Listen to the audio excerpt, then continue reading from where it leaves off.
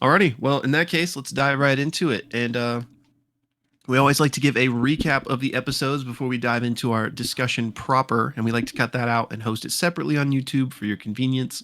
So if you find yourself just on that recap and want to hear our full thoughts, that will also be linked down in the description below. But yeah, without further ado, if you'd like to kick us off, my friend. Yeah, so in this episode titled Everything, the party is essentially beginning their day looking to get away, just the three of them, to talk about what Ame remembers. We get a couple of other details, one notably that I'm totally blanking. Ursulon. Ursulon has kind of become like an unofficial protectorate of both Suvi and Ame, and even has sort of like this, I think it was like a lapel pin or something that denoted him as such. And the fox is finally getting the much needed rest that it's been needing for a while. But they make it up to Suvi's room, and to Suvi's horror, it still looks rather... there's been some things happening in this place. Tossed about a bit. Yeah. So she's, doing a little prestidigitation, trying to get it cleaned up. They begin to roast her about, I think it was Silver. Was that his name? Silver, yeah. Yeah. Like, is he your boyfriend? What have you? And then Suvi actually opens a door to sort of like this private, it's almost like it kind of described as kind of like a closet, but like a private lab. And there's all sorts of magical items. I think there was like magic sand. And immediately they're like grabbing things and touching things. And, much to Suvi's like chagrin, it's like, stop messing with everything. Ame is about to, they feel like they're finally safe in this little nook. Ame is about to basically be like, hey, I remember what happened. I want to tell you everything about what happened. And it's in this moment that we actually cut away to either the first day or the second couple of days of when they first arrived at the Citadel with Ame in a coma. And Suvi is visiting Steele. And Steele, we find out, has a daughter who is apparently just a couple of months away from her graduation of sorts, like her final exams, presumably to become maybe like an official wizard of some kind. And there's a bit of a discussion that happens with Suvi and Steele that is not unlike many other conversations we've seen happen, where it's kind of like they're sort of like reflecting on the journey so far. And Suvi kind of repeats like, hey, there was a curse and here's why we did what we did. And, just trying to provide some more context for Steele. And Steele, being kind of like the wiser, older soldier, the commander, talks about kind of the political fallout of their decision making and how, we'll never truly know who was supporting Moro and this whole decision to imprison Naram. It all kind of blew up, and kind of not really chiding Suvi, but just sort of like coaching her to think more big picture and strategic in the future.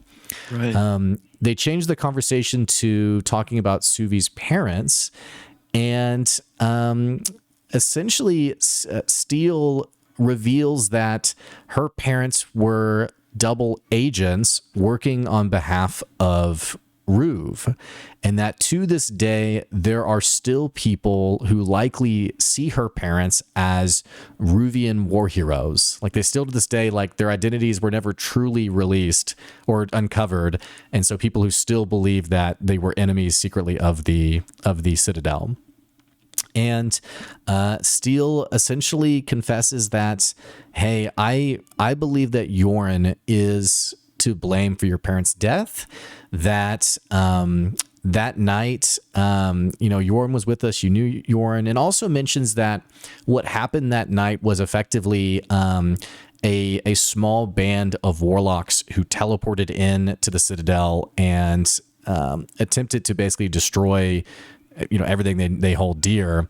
And that essentially, and I can't remember the words that Brennan used, but I kept going to like ley lines from watching CR, but essentially like the way the spirit realm interacts with the physical realm, there are times where teleportation becomes very easy and times where it becomes very difficult. And times in the past where it's become very easy, it's led to a boon of trade and all this great stuff. But since the nations were already at war, what it did instead was it created this really chaotic, there was much bloodshed, is how Brennan described it. And that was the night that we saw at the beginning of the story. All this to say, she explains that she believes Yorn is to blame because due to the nature of what Suvi's parents found themselves in the night that they died, as Steele explains it, there is no way that Yorn could have also survived. In fact, she believed that Yorn was dead for a long time, and then finding out that Yorn was in fact alive, it was like, the only way Yorn could be alive is if he betrayed your parents. And that essentially Steele also had gone to Grandmother Wren and had essentially tasked Grandmother Wren with helping Steele find Yorn. We cut back to the present day, and Ame is revealing the information about the Acador, yeah. Acador. And they're sort of like swapping notes. Oh, and there was also this one other detail. Steele mentioned something along the lines of like, hey, once this is like your name cloak ceremony is done, hey, maybe I can tell you about your parents' real names, which was a really cool moment. All this to say, the party's kind of like, hey, let's get some snacks. Let's get some food. And they're about to get a deep dive on the cool spots in the city. Why don't you take it from there? Yeah, so they, Ame hasn't eaten real food in like a month, so they're like, let's go see some of these places. And it's kind of funny because in the fireside chat, Lou mentioned that like none of those like places, like the cafe they go to, and I'll be talking about this in a minute, and the other places like weren't pre-discussed places. Like they were kind of improving the places, and Brennan kind of like slotted those in as it was happening. That's funny. So they go out, and there's a quick mention of these like little sky planes called galathocopters. I'm pronouncing that wrong because was it galicopters, or what did you say it was? Galathocopters? Yeah, like I thought there was like a TH in there, but it's like galicopters. But the way they were saying it, I thought it was like galathocopters or something. But I don't know. I kind of envision him as being like in not Florence, maybe it's Florence, like the long canal boats or something. Yeah, that's what I imagine too, but but like a flying version. Right. Yeah. So we get a quick mention of those as they're traveling, but the first place they head is Candle Street Bakery, which they describe as this place where you just go to get little snackums. So it's not like a full meal, but it's like a bakery, and they've got some good treats. And apparently this is like, I don't know if it's like literally on the bottom floor of where Suvi lives, but it's like right next to where Suvi lives. So they stop here, and the man at the counter is described as being like semi-transparent. And we find out he is Mr. Callum. And he recognizes Ursulon because Ursulon comes here all the time. And we find out that Mr. Callum is a mage cantrip that has been brought to life. Mm-hmm. And these entities are called Tamori. And so this leads into kind of like this philosophical existential question between Ame, like trying to figure out like, how do you best like treat someone like this? Like, is it really fully a person, or is it, she's like, do I need to like be thanking my cantrips when I cast them? And Brennan ultimately describes that it's more like a spirit than a human. But it's also not like fully a person. And they go on to describe that there are actually like, I think a couple dozen Mr. Callums all throughout the Citadel that are performing. 8 dozen, I think. Yeah, I think that's right. Yeah, almost 100. But they all have different mustache colors. Yes. Apparently, that's the only defining factor. So a really fun philosophical question there. And they get a couple of snacks.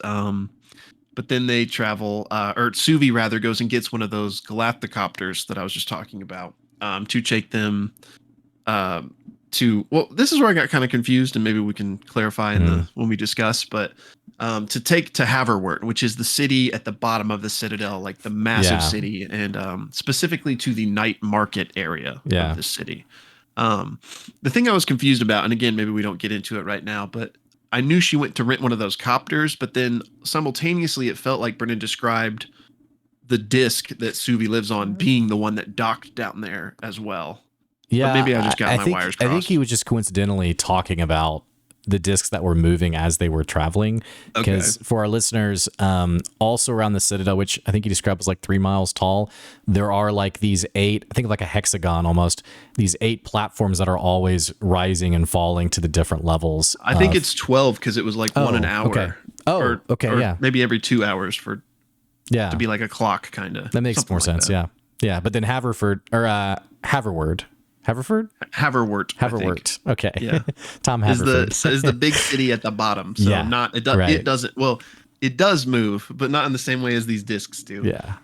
So anyway, they go to Haverwort, again, the massive city at the base, and Brennan describes a whole bunch of things here, but one of the most important things he describes are these large glowing gatehouses, which are these permanent portals that go all throughout the empire. So this is like a massive economic hub, if you will, and that's how the big travel happens.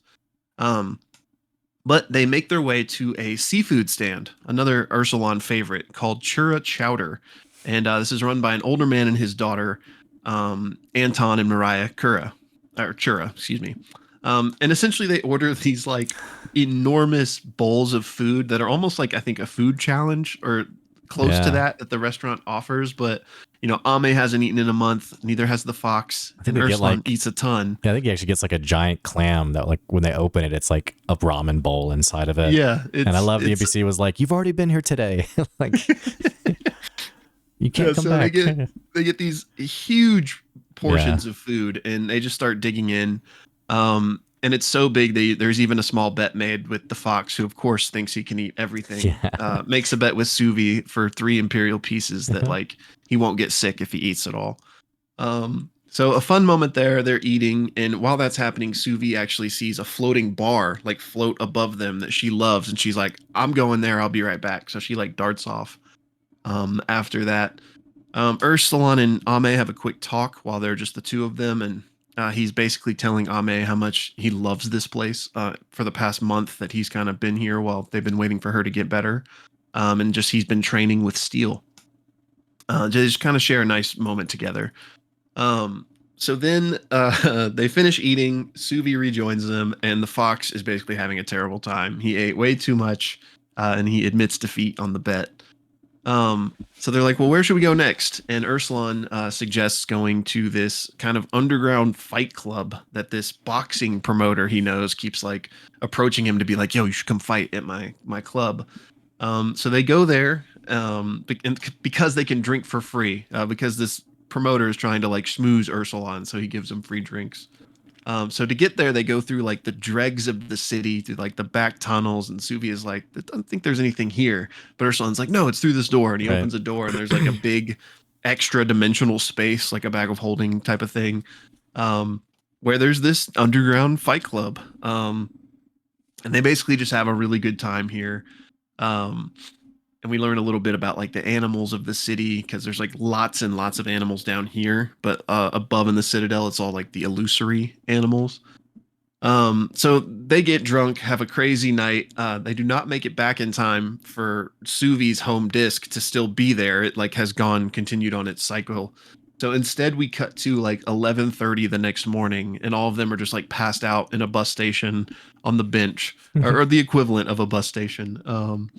So they like hear the alarm ring for like their city, or not their city, but their disc being like the next one that's coming up. And so they get on it, make their way back to Suvi's house. And Brennan just asks like, "What are your like last thoughts on the night?" And Suvi says, "I had the best night of my life." Ursulon says, "I had an amazing time. I really hope this lasts." And Ame says that, you know, "I will do this. This is like everything I've ever hoped for and wanted for, and I'll do whatever it takes to protect my friends." And that's where the episode ends. And knowing Brennan, destroyer of good feelings, that it's like writing this down. Yes. Like, this is what I will break. But yeah, at the end of the episode, if you're watching just the recap, remember we have our full thoughts and discussions down in the description. Yeah,